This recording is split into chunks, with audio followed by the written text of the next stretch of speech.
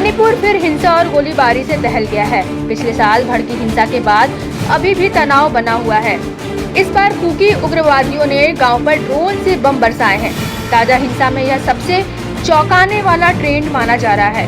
उग्रवादियों ने पहाड़ी की चोटी से निचले इलाके कोतरूक और कंडाकबांड घाटी को निशाना बनाया है और पहले अंधाधुंध गोलीबारी की, उसके बाद ड्रोन से जबरदस्त बम बरसाए।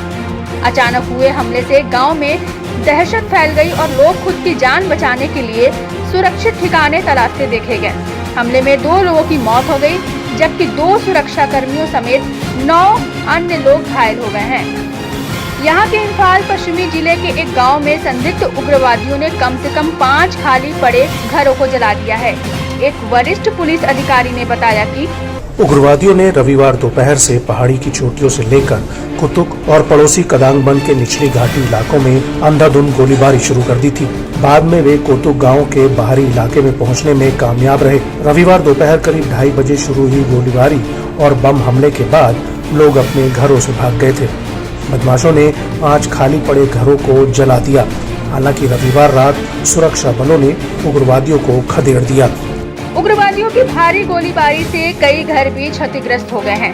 जब गोलीबारी और बमबारी शुरू हुई तो ग्रामीण अपने घरों में थे। स्थानीय निवासी लिंशान गथम रोनी ने कहा, ये हमला गांव के वॉलेंटियर्स को इलाके से वापस बुलाए जाने के ठीक 10 दिन बाद हुआ। राज्य सुरक्षा बलों की सलाह के बाद हमने अपने गांव के वॉलेंटियर्स को हटा लिया था। हम लोगों में से एक महिला की गोली मारकर हत्या कर दी गई और उसकी बेटी घायल हो गई।